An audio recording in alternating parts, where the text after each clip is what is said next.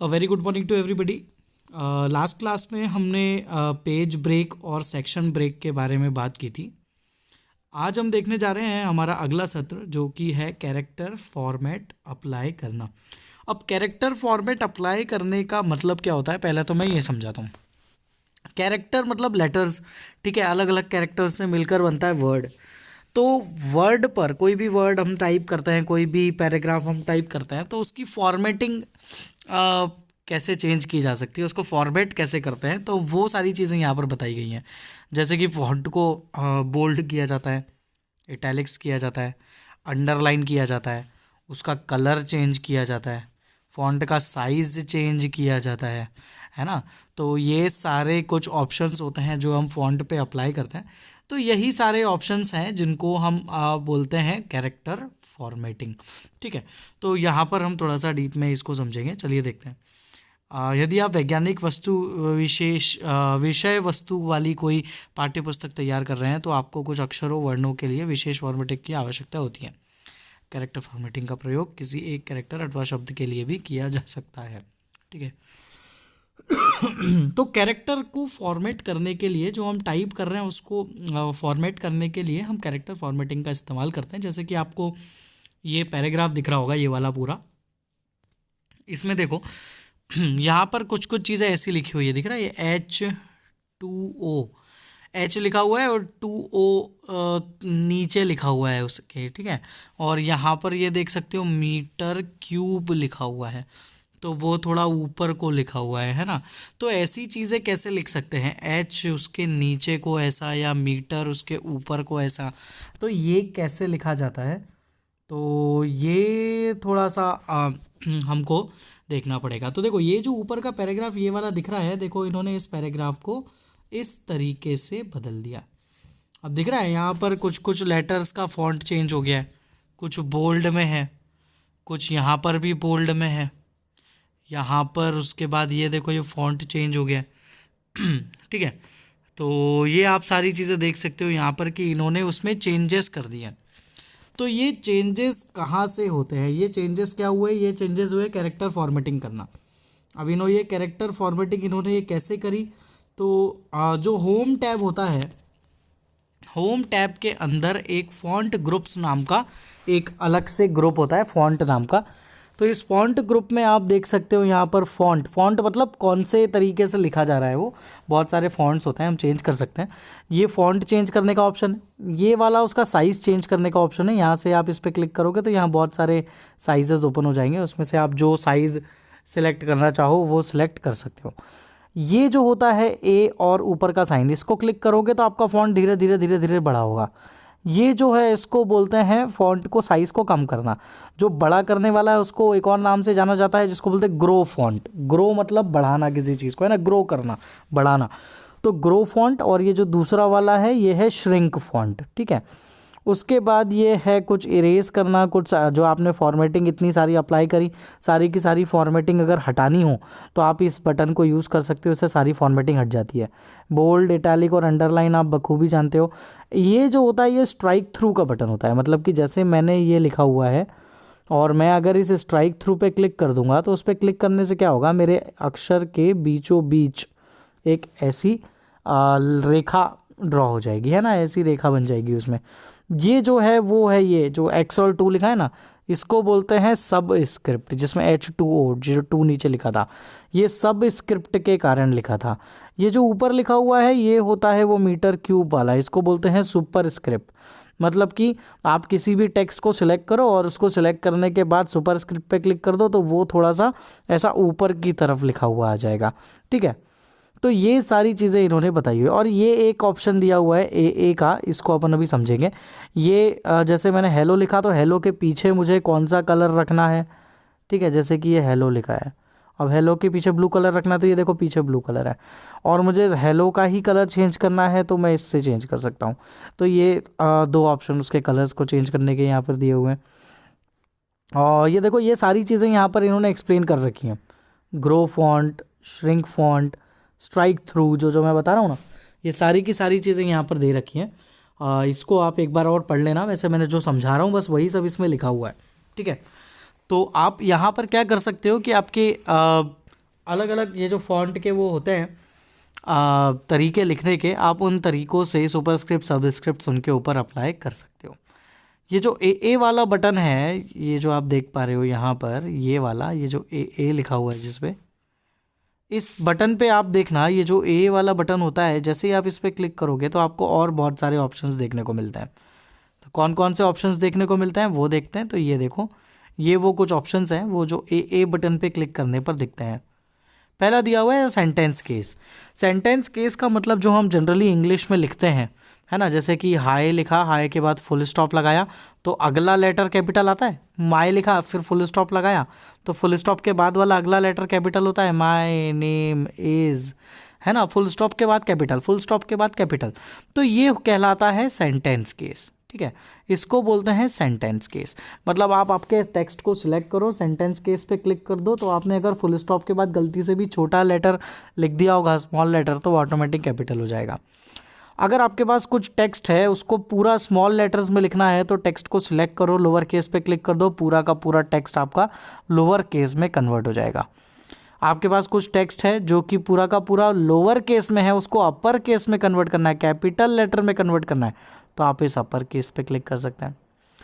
ऐसा कुछ आपके पास वर्ड है जिसमें लिखा हुआ है हेलो माय नेम, अगर ऐसा लिखा हुआ है आपके पास और आप अगर कैपिटलाइज ईच वर्ड पे क्लिक कर दोगे तो ये जो पहले पहले लेटर्स है, ये एच, ये एम और ये एन, ये तीनों कैपिटल हो जाएंगे। हर एक वर्ड का पहला लेटर कैपिटलाइज हो जाएगा। और टॉगल केस मतलब उल्टा कर देगा, कैपिटल को स्मॉल, जैसे ये कैपिटल था तो ये स्मॉल में हो जाएगा, ये सब कैपिटल में, ये कैपिटल था तो ये स्मॉल में हो जाएगा, ये कैपिटल था तो ये स्मॉल में हो जाएगा, बाकी सारा लोअर केस।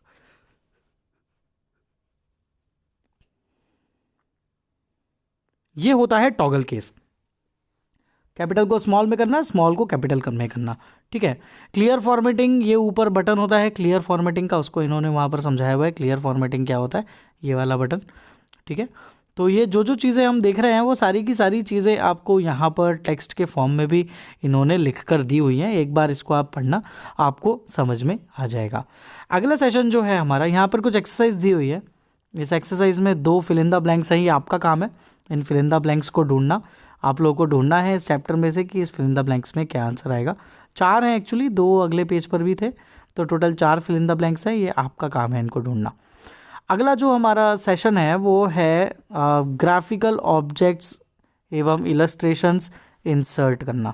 कैसे हम ग्राफिकल ऑब्जेक्ट्स हमारे डॉक्यूमेंट में ऐड कर सकते हैं। ग्राफिकल ऑब्जेक्ट्स मतलब एमएस वर्ड में टाइपिंग तो की जा सकती है, उसके साथ साथ एमएस वर्ड का इस्तेमाल करके हम लोग इमेजेस, फ़ोटोज़, ये सब भी डाल सकते हैं। तो जैसे कि आपने सुना होगा कि क्लिप आर्ट करके एक चीज़ होती है ना, क्लिप आर्ट। क्लिप आर्ट क्या करता है, कुछ फ़ोटोज़ इंसर्ट करता है ना। तो ये देखो, ये यहाँ पर लिखा हुआ है ऐसे क्लिप आर्ट। क्लिप आर्ट किसी भी डॉक्यूमेंट को रंगीन तथा प्रस्तुतिकरण योग्य बनाने में सहायता करता है। क्लिप आर्ट्स पूर्ण परिभाषित चित्र होते हैं जो डॉक्यूमेंट में प्रयोग के लिए उपलब्ध होते हैं। तो क्लिप आर्ट्स जैसी चीज़, इमेजेस जैसी चीज़ इंसर्ट करना हो तो वो भी एमएस वर्ड में इंसर्ट की जा सकती हैं। ठीक है, तो इनको इंसर्ट कैसे करते हैं वो अब हम देखेंगे। यहाँ पर इन्होंने कुछ वेबसाइट्स भी बता रखी हैं।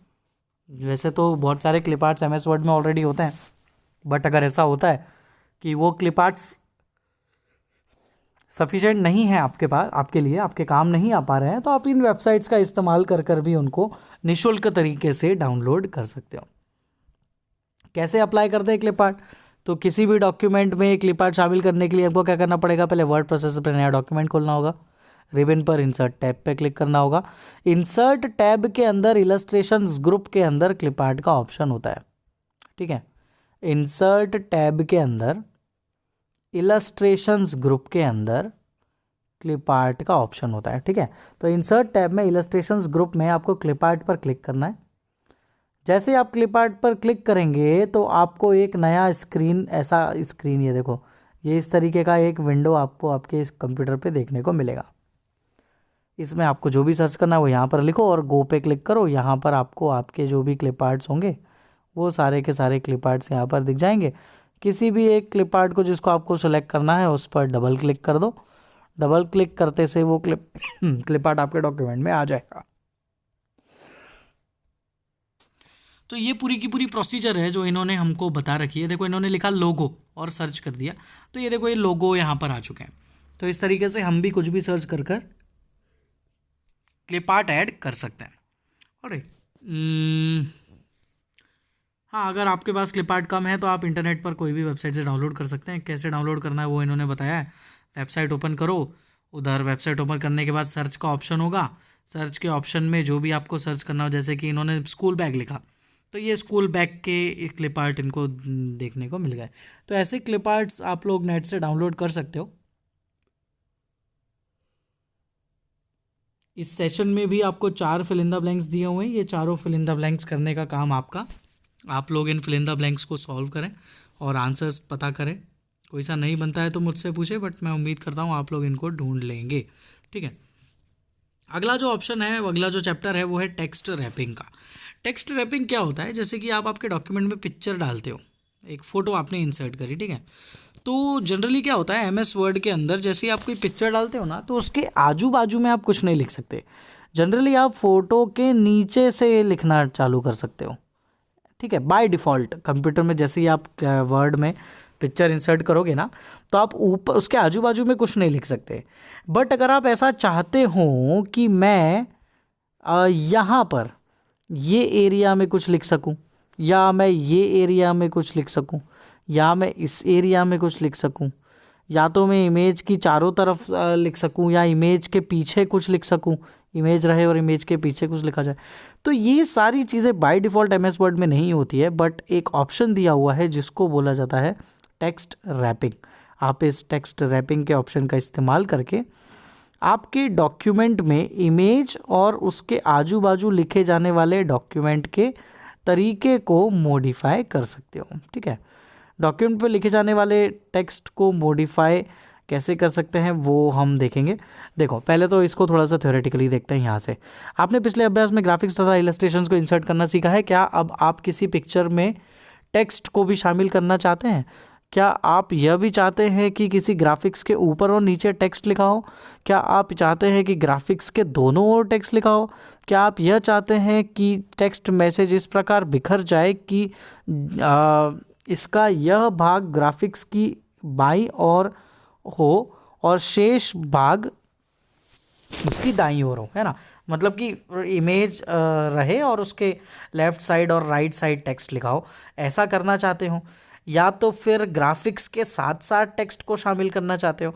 तो ये सारे अगर आप कुछ टेक्स्ट में ऐसे कुछ चेंजेस करना चाहते हो कि इमेज रहे और उसके साथ साथ कुछ किसी ढंग से आप टेक्स्ट को इंसर्ट करना चाहते हो, तो वो करने के लिए आपको टेक्स्ट रैप के ऑप्शन का इस्तेमाल करना पड़ेगा। ये टेक्स्ट रैप में क्या होता है, आप अच्छे से टेक्स्ट को रैप कर सकते हो, मतलब कि आप जहाँ ले जाना चाहो उसको वहाँ रख सकते हो, ठीक है। जैसे कि इन्होंने यहाँ पर बता रखा है, ये जो टेक्स्ट रैप का ऑप्शन होता है उसके अंदर ये सारे ऑप्शंस होते हैं। इन लाइन विथ टेक्स्ट, मतलब कि जहाँ पर आपकी इमेज है उसके आजू बाजू में पूरी तरफ आप टेक्स्ट इन लाइन लिख दोगे। एक होता है स्क्वायर, स्क्वायर मतलब कि ये फ़ोटो रहेगी, उसकी सब तरफ ऊपर नीचे सारे सब तरफ आप टेक्स्ट लिख पाओगे, ठीक। एक होता है टाइट, टाइट में भी क्या होता है, बिल्कुल क्लोजली इमेज के साथ वो टेक्स्ट अप्लाई हो जाता है। थ्रू मतलब कि इमेज रहेगी और इमेज के पीछे पीछे भी टेक्स्ट लिखा हुआ रहेगा। टॉप एंड बॉटम मतलब इमेज के ऊपर और नीचे। बिहाइंड द टेक्स्ट मतलब कि इमेज आपकी पीछे चली जाए, टेक्स्ट आगे आ जाए, या इसका उल्टा, इमेज आगे आ जाए, टेक्स्ट पीछे चले जाए। तो ऐसे कुछ अलग अलग टेक्स्ट रैपिंग ऑप्शंस हमको इन्होंने दे रखे हैं कि ये टेक्स्ट रैपिंग ऑप्शंस हम इस्तेमाल कर सकते हैं। जैसे कि देखो इन्होंने एक फ़ोटो ली, ये पूरा का पूरा स्क्रीनशॉट नहीं है, ये एक फ़ोटो है। ये किसी ने अपने कंप्यूटर की पूरी एक फ़ोटो ले ली और उसने बोला है कि यही फ़ोटो मुझे इंसर्ट करनी है वर्ड में। तो प्रिंट स्क्रीन का बटन होता है, उसको दबाया और पेस्ट कर दिया एमएस वर्ड में। तो ये देखो ये पूरी की पूरी स्क्रीन यहाँ पर पेस्ट हो गई। अब अगर आप स्क्रीन पेस्ट करते और कुछ लिखना चाहते ना तो इस तरीके से नहीं लिखा हुआ था, वो कैसे लिखा था, इस इमेज के नीचे लिखा हुआ था। पर यहाँ पर देख रहे हो आप, ये इमेज है और इमेज के बाजू में टेक्स्ट लिखा हुआ है। तो इमेज के बाजू में टेक्स्ट लिखा हुआ है मतलब इन्होंने स्क्वायर वाली फॉर्मेटिंग इधर पर अप्लाई कर रखी है। तो जैसे ही आप स्क्वायर या कोई टेक्स्ट फॉर्मेटिंग अप्लाई करेंगे तो वहाँ पर आप ये देखेंगे जैसे कि इन्होंने ये स्क्वायर विकल्प का प्रयोग किया हुआ है। तो जैसे ये आप इधर पे फॉर्मेटिंग अप्लाई करोगे तो आप देखोगे कि इमेज के आजू बाजू में भी टेक्स्ट को लिखा जा सकता है। अगेन इस चैप्टर में दो आप लोगों के लिए यहाँ पर फिल इन द ब्लैंक्स है, ये आपको देखना है और सॉल्व करना है। प्रश्नों के उत्तर दीजिए। एक क्वेश्चन दिया हुआ है, वर्ड प्रोसेसिंग सॉफ्टवेयर में उपलब्ध किन्हीं 3 वर्ड रैपिंग का नाम बताएं। अब 3 वर्ड रैपिंग का नाम बताना है। यहाँ पर देख लो ये कितनी सारी दी हुई है, in line with text, square, tight, through, top and bottom, behind text, in front of text. 7 दी हुई हैं, कोई 3 लिखनी थी, आप जो चाहें वो 3 यहाँ से इसमें लिख सकते हैं। अगला जो सेशन है वो है ऑब्जेक्ट्स इंसर्ट करना। ठीक है, अब ऑब्जेक्ट्स इंसर्ट करना मतलब क्या, आपने इमेज इंसर्ट कर ली, क्लिप आर्ट इंसर्ट कर लिया, ये सारी चीज़ें तो ठीक है, बट इन सारी चीज़ों के साथ साथ और भी बहुत सी चीज़ें हैं जो एमएस वर्ड में हम इंसर्ट कर सकते हैं। जैसे कि वर्ड में कोई एक्सेल फाइल दिखाना, वर्ड में कोई प्रेजेंटेशन फाइल इंसर्ट करना है, वर्ड में कोई पीडीएफ फाइल इंसर्ट करना है, तो ये सारी चीज़ें भी एमएस वर्ड में इंसर्ट की जा सकती हैं। इनको इंसर्ट करने का मतलब होता है ऑब्जेक्ट्स को इंसर्ट करना। ठीक है, इनको इंसर्ट करने का मतलब होता है ऑब्जेक्ट्स को इंसर्ट करना।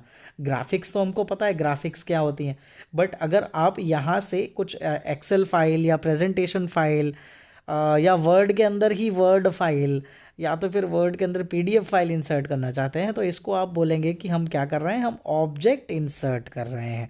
ठीक है, अब ऑब्जेक्ट इंसर्ट कैसे करते हैं तो चलो देखते हैं ऑब्जेक्ट इंसर्ट करने का तरीका। आप लोगों को क्या करना है, एक डॉक्यूमेंट खोलना है, डॉक्यूमेंट में इंसर्ट टैब में जाना है। इंसर्ट टैब में जाने के बाद टेक्स्ट नाम के सेक्शन में आपको एक ऑब्जेक्ट नाम का ऑप्शन मिलेगा। ठीक है, हम देखते हैं इंसर्ट टैब में ये ऑप्शन कहाँ होता है। इंसर्ट टैब कहीं पर है क्या हमारे पास, अभी पिछले चैप्टर में अपन ने देखा था ना इंसर्ट टैब। एक मिनट में ओपन करता हूँ, ये रहा इंसर्ट टैब, ये इंसर्ट टैब है आपका। ठीक है, इस इंसर्ट टैब के अंदर ये जो ऑप्शन दिख रहा है, ये वाला फर्स्ट वाला, वो ऑप्शन है ऑब्जेक्ट इंसर्ट करने का। जैसे आप इंसर्ट टैब के अंदर टेक्स्ट नाम के ग्रुप में जाएंगे और ये पहले वाले ऑप्शन को सिलेक्ट करेंगे, ये वाला, ये जो पहला वाला ऑप्शन है, एक मिनट, ये वाला, ये पहला वाला ऑप्शन आपका ऑब्जेक्ट्स इंसर्ट करने का होता है। ठीक है, जैसे ही आप उस पर क्लिक करेंगे तो आप देखेंगे कि आपको एक इस तरीके का विंडो आपकी स्क्रीन पर देखने को मिलेगा। ये जो अभी आपको दिख रहा है ना, ऐसा एक ऑप्शन देखने को मिलेगा। यहाँ पर आपसे पूछा जा रहा है कि नई फाइल क्रिएट करो। कौन सी फाइल क्रिएट करना चाहते हो, वर्ड फाइल क्रिएट करना चाहते हो, इमेज क्रिएट करना चाहते हो, एक्सेल फाइल क्रिएट करना चाहते हो, एक्सेल चार्ट क्रिएट करना चाहते हो, या ये पीडीएफ का है पहला वाला है ना, एडोब डॉक्यूमेंट, तो पीडीएफ इंसर्ट करना चाहते हो, मतलब क्या करना चाहते हो, तो यहाँ से आपको सिलेक्ट करना है। अगर आपके पास पहले से कोई फाइल बनी हुई है तो आपको पहले इस पर क्लिक करना पड़ेगा, क्रिएट फ्रॉम फाइल, और क्रिएट फ्रॉम फाइल पे क्लिक करने के बाद आप लोगों को क्लिक करना पड़ेगा जो भी आपका डॉक्यूमेंट है जो आप इंसर्ट करना चाहते हो, उस डॉक्यूमेंट को आप यहाँ से सिलेक्ट करोगे और लास्ट में आप लोगों को क्लिक करना होगा ओके पे। जैसे आप ओके पे क्लिक करेंगे आप देखेंगे कि आपके वर्ड के डॉक्यूमेंट में वो वाला डॉक्यूमेंट भी इंसर्ट होकर आ जाएगा। अब आपके वर्ड में वो डॉक्यूमेंट भी दिखने लगेगा, है ना। तो ये काम किया जा सकता है एक वर्ड फाइल के अंदर दूसरे ऑब्जेक्ट्स, मतलब Word file, Excel file, PowerPoint file, PDF file, ये सब इंसर्ट भी करी जा सकती है। इसको बोलते हैं ऑब्जेक्ट्स को इंसर्ट करना। पर ऐसा करने में आप लोगों को कुछ नोट है जो ध्यान रखना होगा। ये चीज़ क्या है जो ध्यान रखने वाली है वो देखो। इस प्रकार शामिल किए गए डॉक्यूमेंट को प्रिंट नहीं किया जा सकता। मतलब कि जिसको भी आप एज अ ऑब्जेक्ट इंसर्ट करोगे और आप बोलोगे कि मुझे इसका प्रिंट आउट निकालना है तो वो चीज़ का प्रिंट आउट नहीं निकल सकता। ठीक है, उसका प्रिंट आउट नहीं निकाल सकते। आपके डॉक्यूमेंट खोलने वाले व्यक्ति को उस शामिल की गई फाइल को ऑपरेट करने के लिए अपने कंप्यूटर में प्रासंगिक सॉफ्टवेयर को लोड करना होगा। जैसे कि मेरे पास पीडीएफ फाइल ओपन करने का सॉफ्टवेयर था, मैंने एमएस वर्ड में पीडीएफ फाइल इंसर्ट कर दी तो मैं तो ओपन कर पाऊँगा, पर मैंने आप में से किसी को भेजी और आपके कंप्यूटर में अगर PDF ओपन करने का सॉफ्टवेयर नहीं है तो आप ये फाइल नहीं देख पाएंगे। ठीक है, यदि आप किसी ऑब्जेक्ट को शामिल करते हैं तो उसके आकार में उल्लेखनीय वृद्धि हो जाती है। ठीक है, मतलब कि जैसे कि मेरी फाइल का साइज़ है अभी 50 KB। ठीक है, मेरी एक वर्ड फाइल है जिसका साइज़ है 50 KB, पर मैंने उसमें एक PDF इंसर्ट कर दी। PDF का खुद का साइज़ था 500 KB, तो अब मेरी टोटल फाइल का साइज़ कितना हो गया? 550 KB, जबकि जब वो सिर्फ मेरी फाइल थी तो वो 50 KB की थी, पर अब उसमें PDF इंसर्ट करने के बाद वो 550 KB की हो गई। मतलब कि आपका जो फाइल का साइज़ होता है वो उल्लेखनीय वृद्धि हो जाती है, मतलब ड्रास्टिक चेंज हो जाता है उसके फाइल के साइज़ में। आखिरी पॉइंट, यदि आप किसी डॉक्यूमेंट को लिंक करते हैं तो उस डॉक्यूमेंट को खोलने वाले व्यक्ति के पास उस डॉक्यूमेंट की लोकेशन वाली मूल फाइल तक सीधा कनेक्शन होना चाहिए। ठीक है, इसका मतलब ये हुआ कि जैसे मेरे कंप्यूटर के डेस्कटॉप पे कोई फाइल है, मैंने वो शेयर कर दी आप लोगों को,